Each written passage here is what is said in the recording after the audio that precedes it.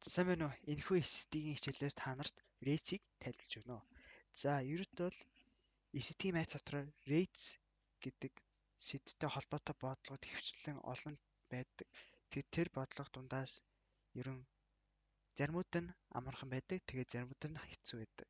Та тэгэхэд энэхүү бичлэгийг үзнээр ерөнхийдөө бол RAIDS гэдэг сэдвийг ойлгож авч тэгээд RAIDS-тэй холбоотой бодлогуудыг амархан бодож чаднаа. За, энэхүү дэлгэцээр та харж ивэл dirt гэж бичсэн байгаа.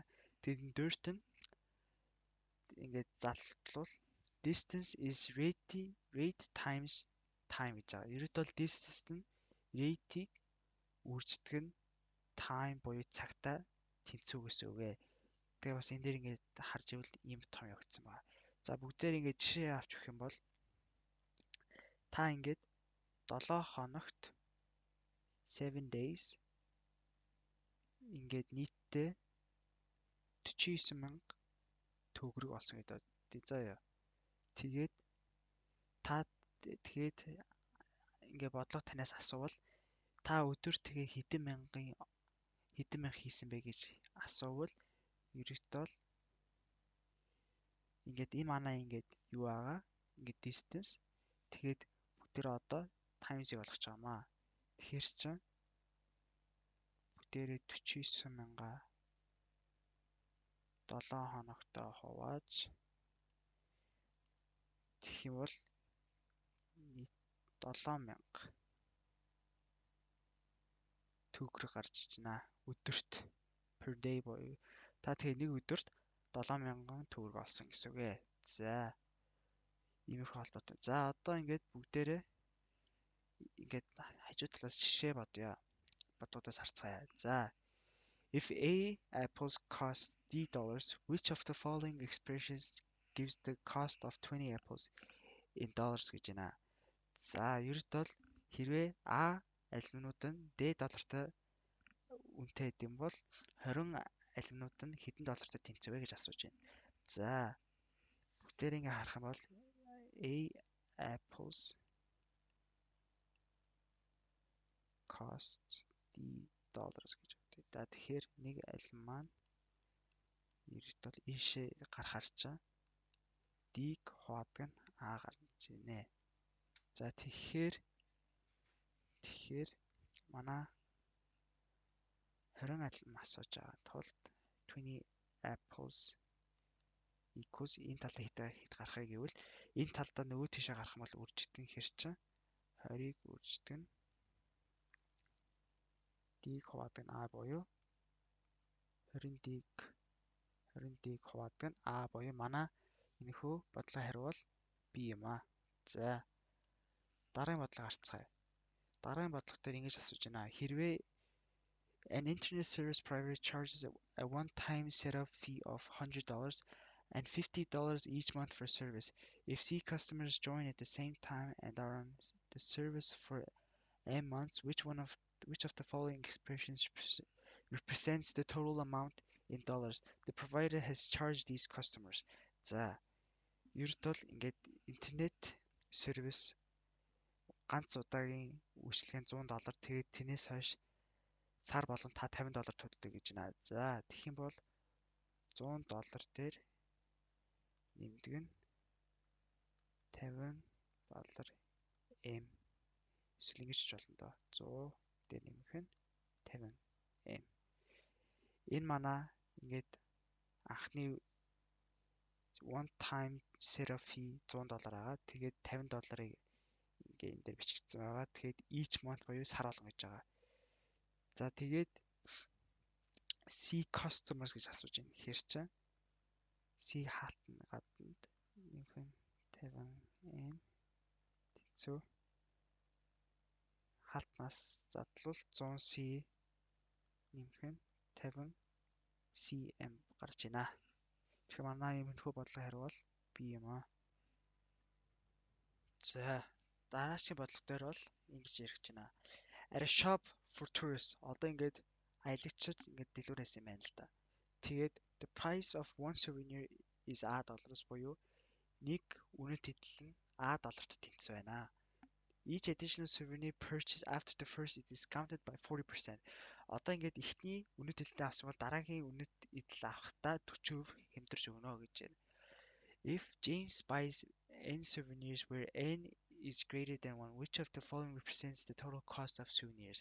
За одоо тэгэхээр James нь n гэдэг үнэт эдэл авал тэгээд n нь нэгээс дээш явах юм бол энэ дөрвөн хариунаас аль нь зөв байх вэ гэж байна. За одоо бүгдээр аль. За манай эхний сувенир заавал бүтгүүнээр нь авагдана.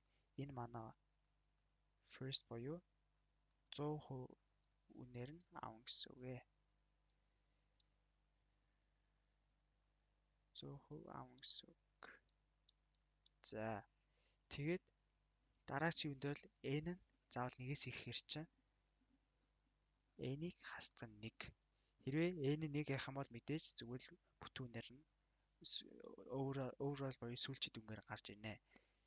За тэгээд дараагийн үндэр бол дараагийн худалдаа авалт хэрэг 40% хямдардаг гэхэр чинь бүгдээрээ 100%-ийг хасдаг нь 40% буюу 0.60% гарч ирнэ. Тэгээд тэрийгээ 0.0 цэгтэй тоо гаргахын тулд заавал 100 тувааж өгнө. Тэгжиж 0.6 гарч ирнэ. Тэгээд мэдээж тэр үндсэн үнийхаасаа 40% хямдарч байгаагаар чинь мэдээж тэрийг А-таа үржүүлнэ. Тэгэхээр 0.6 А гарч ирнэ. За тэгээд манай энэхүү бодлого энэхүү ингээд хариу маань ийшээ болж 0.6 гарч ирнэ. Тэгэхээр энэ дээр харах юм бол манай энэхүү бодлого хариу бол B юм аа. За дараагийн бодлого дээр ингэж өгсөн байна.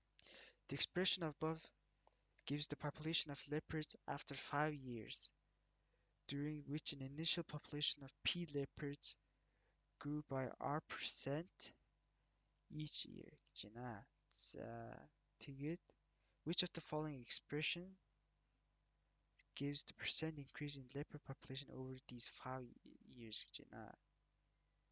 За ерөнхийдөө бол ингэж энэхүү expression буюу энэхүү томьёо нь ерөнхийдөө л эрүүсүүдийн population буюу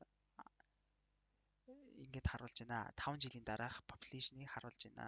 Эрүүсүүдийн. Тэгээд манай initial population P leopards байсан юм байна л та. Тэгээд жил болгонд R% буюу R%-ээр ихсэн юм аа. Тэгээд which of the following expression gives the percent increase in leopard population over the 5 years гэвэл percent increase буюу хувийн ихсэн хувийг нь олно гэж байна. За ерөнхийдөө percent increase бас ийм том яадаг. Percent increase тэнцүү finally буюу сүүлчийнхийг хасдаг нь initial гэдэг иймэрхүү том яа байдаг. Тэгээд хуваадаг нь initial. За энэхий юу асууж бол энэ манай final тоо value гэсэн үг. Тэгээд хасдаг нь initial value, тэгээд хуваадаг нь initial value. Ердөө л одоо энийг орлуулж үзэх юм бол манай final value бол энэ юм.